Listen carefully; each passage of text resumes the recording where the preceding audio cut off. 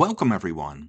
I'd actually prepared a completely other game for today, but then on Thursday the passing of Boris Spassky was reported, and so I thought it was fitting to show one of his many great games instead.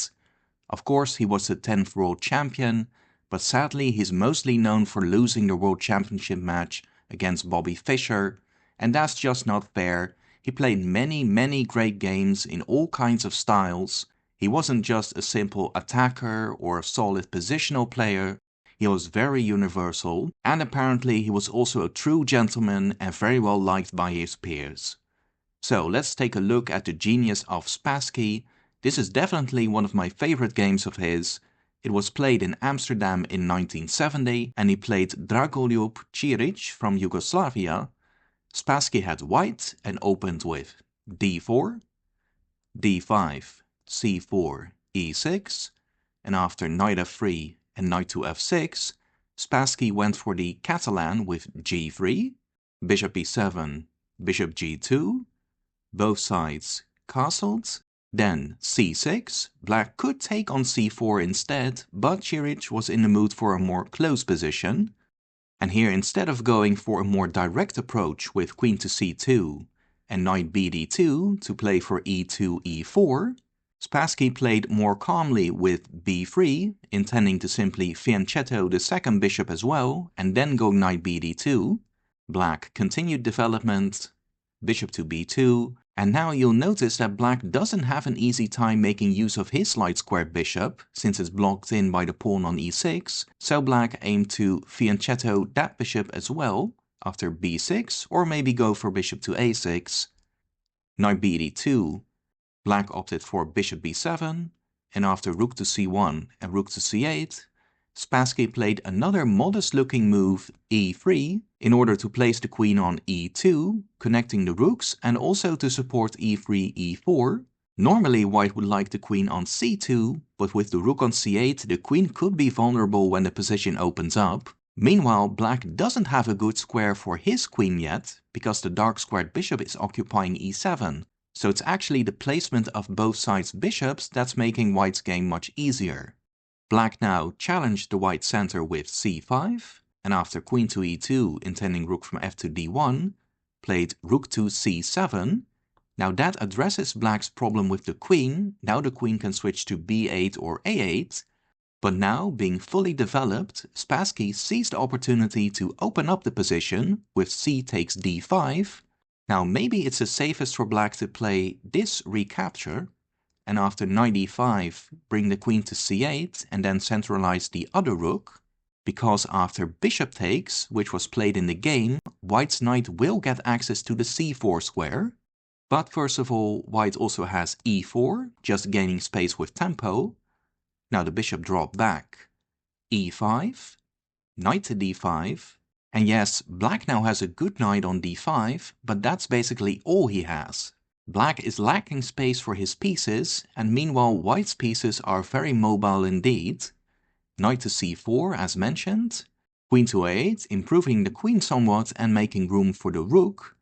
And here once again Spassky played actively with knight to d6. Now that knight cannot be tolerated in the heart of black's camp, so black took it off. And of course Spassky realized he was probably going to lose that pawn, but while black is occupied with taking it, he hopes to maintain his initiative. Black does decide to go take the pawn right away.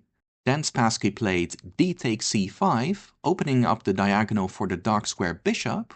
Now knight takes would not be good. After knight to g5, white has a number of threats. If for example rook takes pawn, then rook takes knight would be played, and after pawn takes, queen to e5, threatening with mate and taking the rook. Black can play in other ways as well, but he's losing in all lines, so knight takes is not an option. Pawn takes instead. Knight g5 came anyway, again with multiple threats. Now let's see what those threats are. Now just to illustrate, what if black would do nothing, let's say a6. Then white has at least two winning ideas. One is knight takes e6, and black cannot take because of queen takes pawn check and queen takes knight. But he could also go knight takes h7, And once again black cannot take, because after queen h5 check, king to g8, white can then rip open the black king position with bishop takes pawn, threatening with mate, so king takes bishop. But then it ends quickly after queen g5 check and king to h8, because the rook will swing over to the king side and it's game over. So that shows what dangers there are. Instead, Čirić took the pawn. There's no winning move right now, so Spassky just activates his last inactive piece. And here black moved the rook to a6. I can understand why he did that. On d6 the rook was kinda loose, it could be attacked with knight to e4. But the rook does look a bit funny on a6. Now here Spassky actually could have played the knight sacrifice I just showed. Objectively speaking, this is just winning after king takes, check, king to g8 and bishop takes g7, but black can still hang around with f5 and it's a bit complicated. There's no reason for Spassky to do this. In the game he played queen to e4, which is also completely winning, so no need to create a mess with that piece sack. Mate is threatened, so f5. Queen to c4, still keeping an eye on the knight and the rook, and also eyes up the black king. Then queen to e8 was played, which looks very logical, covering the e-pawn, but it turns out that rook e8 was a better move. However, then white could have played this funny continuation, b4. It's a bit of an odd move, but the point is that black cannot take the pawn. First of all, if knight takes, then rook takes d7. So pawn takes, but then white takes on d5. Black cannot take with the bishop because then the rook hangs, so pawn takes. But then the calm move queen to f4, and white is threatening rook to c7 among other things, so taking the pawn isn't possible. Instead, h6 is the right move. And here white's best is to go for a lot of exchanges after knight takes, rook takes, bishop takes, bishop takes, queen takes, and rook takes d5. And white still stands better, but it's not at all winning just yet. Going back after queen to e8, there was no way back for black. First, rook to e1, adding more pressure to e6. Čirić took on a2 as a last-ditch effort for some counterplay, but Spassky wasn't going to give this one away. Rook takes e6 was played, removing a defender of the knight and attacking the queen, therefore queen to a8. And now Spassky just kept things simple. He traded on d5 and played queen to h4. Now there's a mate threat and there's no decent defense. If knight to f6 to cover the h-pawn, then rook takes knight removes the defender. Black instead played h6, which isn't better. Spassky simply took that. Of course, after pawn takes, then rook g6 is mate, therefore knight to f6, but as before, white can just hack that off and Čirić resigned.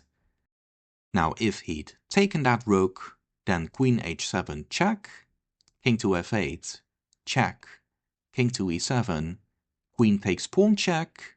Now if the rook blocks, then the simplest is knight takes rook, and after bishop takes, queen f6 check. Now if the king goes to the back rank, then black drops the queen. And if king to d7, of course we just take the bishop with check and black has checkmated very soon. Wonderful game by Boris Spassky. It started out a bit tame out of the opening, but as you've seen, once Spassky had seized the initiative and sacrificed that pawn, black never got a chance for an equal game and white just got a very nice attack.